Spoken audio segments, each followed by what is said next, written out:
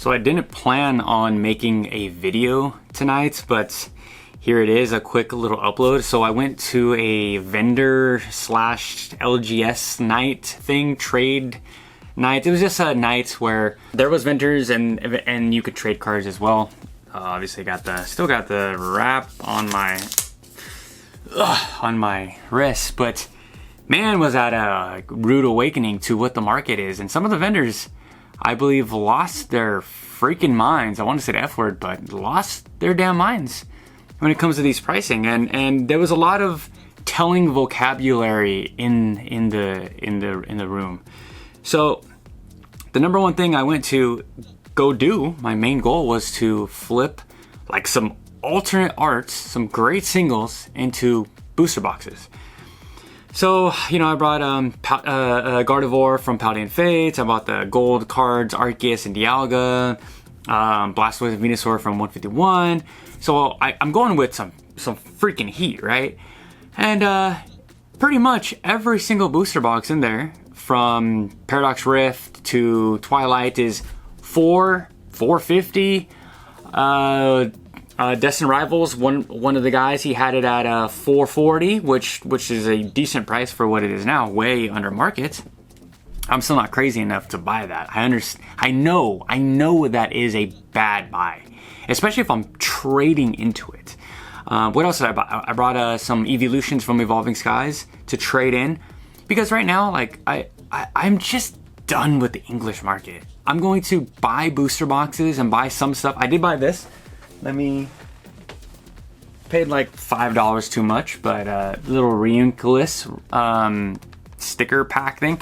I wish this sticker pack wasn't there. I understand they're trying to add more value, but this card looks awesome, and I love 3-pack blisters. I think they're one of the most underrated buys in the recent market.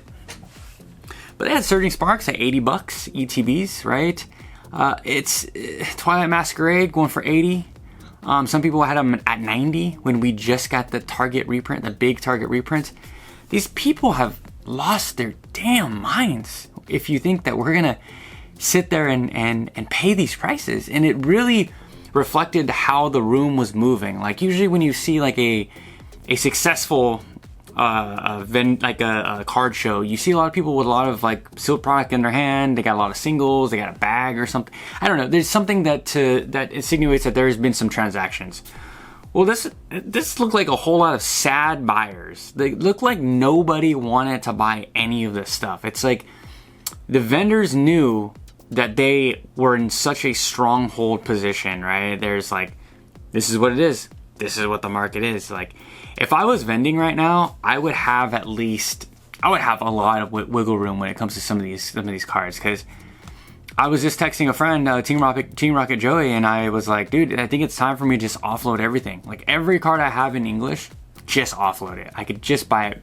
The cards that I really want, buy them in English. That's just what my plan is. And I got a lot of full arts as well that are just going crazy. The Gengar full art there, I forget, I think it's from 151, is going for like, I think it had it for $33, $35. The Charizard is going for $40. A lot of the Trainer Gallery cards as well were going for $40 that I have multiple copies of. I'm like, what are we doing here? Is English has just blown the top off of the price points of what's deemed affordable. This is another card show-esque situation where I didn't see too many kids.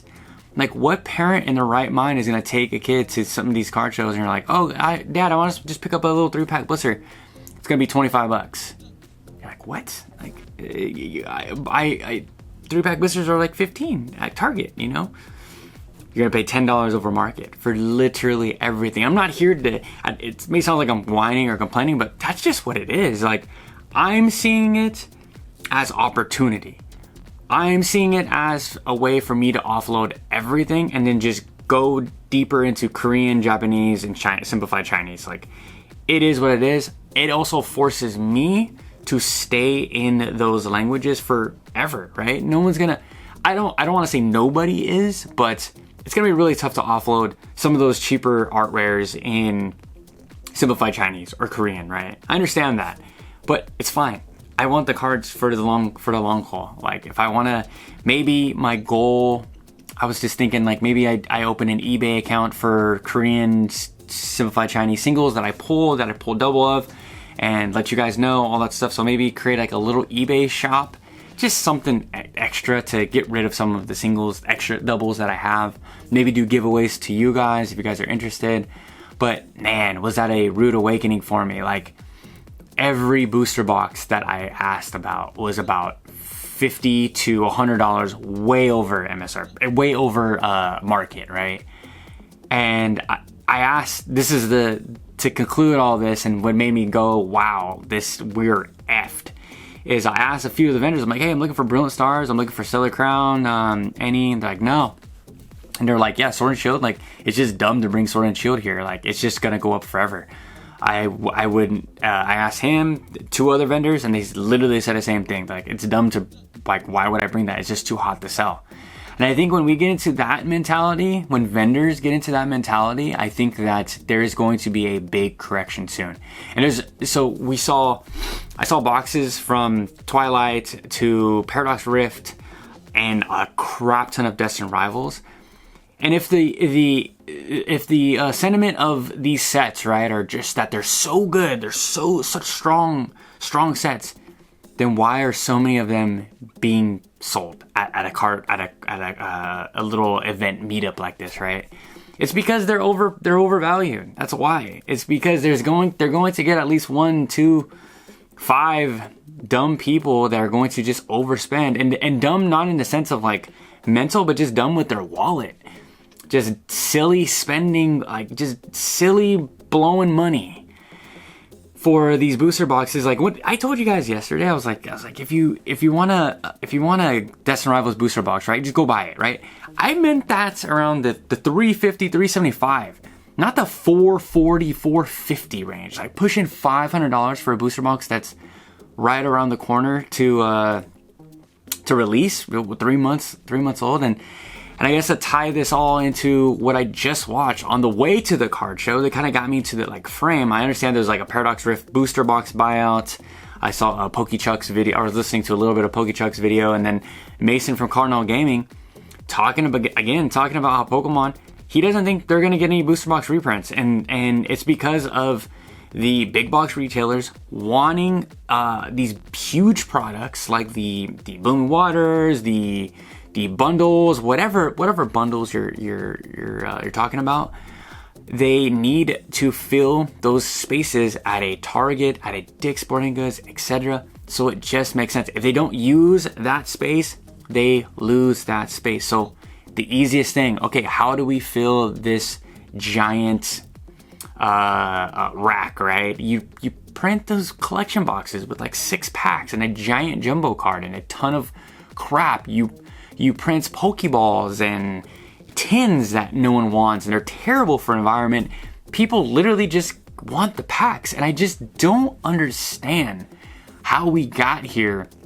Not only as a market, but how Pokemon just thinks that that's just a good idea to just waste all of this plastic and metal, and it just doesn't seem like, it feels like I'm in a fever dream right now. But again, I'm not here to complain. I'm here to say like there's opportunity, right? I highly recommend, if you guys open English in the past, you got some doubles, like do a quick TCG player search, or maybe your Shiny app or Collector's app or whatever you use, and just take them to some vendors on the weekend or whatever. Go to your local card show, offload them. Like I have a bunch of shiny cards, shiny Pokemon from Shiny Treasures EX and Paladin Fates.